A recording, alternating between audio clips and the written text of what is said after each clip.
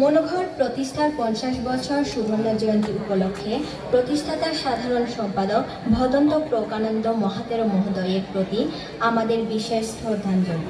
পরম পূজনীয় ভান্তি, যার নামই মনোঘর নামের সমার্থক, যিনি সারা জীবন মনোঘরের সারথি, যার বিন্দু বিন্দু শ্বাস নিঃশ্বাসে মনোঘর বিন্দু থেকে সিন্ধুতে ক্রমে পরিচিতি লাভ করে প্রতিষ্ঠিত হন, তিনি হলেন পরমারাধ্য মানবতার সেবক মনোঘরের প্রতিষ্ঠাতা সাধারণ সম্পাদক ভদন্ত প্রকানন্দ মহাতের মহোদয়। প্রতিষ্ঠার 50 বছর পূর্তিতে আমরা অত্যন্ত আনন্দিত ও গর্বিত। আয়োজক কমিটির পক্ষ থেকে আপনাকে জানাই বিনম্র শ্রদ্ধা, ভক্তিপূর্ণ বন্দনা ও অনিশেষ কৃতজ্ঞতা। হে কালজয়ী কর্মবীর, একটানা 5 দশকের অধিক সময়কাল পার্বত্য বৌদ্ধ সমাজে স্বধর্ম সেবা ও শিক্ষা উন্নয়নে আপনার মূল্যবান মেধা ও আত্মত্যাগের ফসল পার্বত্য বৌদ্ধ সমাজে অলঙ্কার শিক্ষার বাতিঘর তুল্য এই মনোঘর। স্মরণ করা যায়, এই পর্যন্ত আশ্রিত শিক্ষার্থী 4000-এর অধিক।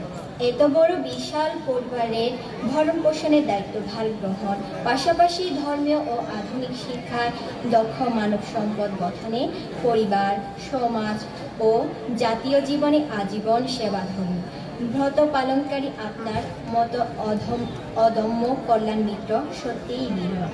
আপনি কালজয়ী, স্বধর্ম প্রচার ও প্রসারে এবং শিক্ষাক্ষেত্রে অতুলনীয় অবদানের জন্য পার্বত্য বৌদ্ধ সমাজ আপনাকে অনন্তকাল কৃতিত্ব চিত্তে স্মরণ করবে, তাতে কোনো সন্দেহ নেই। হে দয়ার সাগর, কথায় আছে দাতার ইচ্ছায় দান, গুরুর ইচ্ছায় জ্ঞান। এই কথাটি আপনার জন্যই সবিশেষভাবে প্রণিধানযোগ্য, কারণ আপনি হাজারো অনাথ শিশু বেঁচে থাকার জন্য স্বপ্ন নিশ্চিত করেছেন। স্নেহ, মমতা আর দয়া দিয়ে দুর্বলকে সবল করেছেন। শিক্ষা শক্তি দিয়ে শত শত মানব সম্পদ গড়ে সমাজকে আলোকিত করেছেন।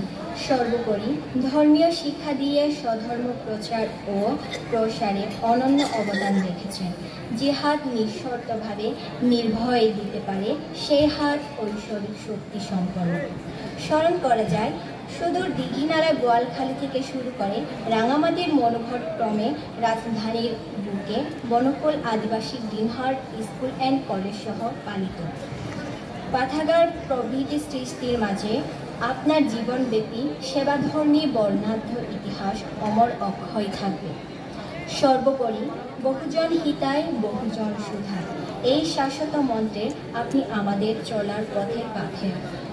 হে পিতৃতুল্য শিক্ষাগুরু, আমাদের চলার পথে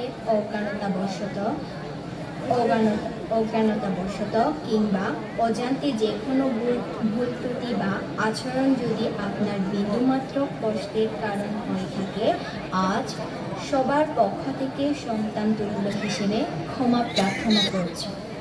ভান্তে, আপনি অনুকম্পাপূর্বক তা অনুমোদন করুন, পাশাপাশি আমাদের শ্রদ্ধার্ঘ্য কৃতিত্ব চিত্তে গ্রহণ করুন। পরিশেষে আপনি অনাগত দিন নীরব ও শান্তিময় জীবন লাভ করে অন্তিমে নির্বাণ লাভে ধন্য হন, এই সাধু প্রার্থনা একান্তভাবে কামনা করছি। সর্বে সত্তা সুখিতা হন্তু, জগতের সকল প্রাণী সুখী হোক। সাধু সাধু সাধু।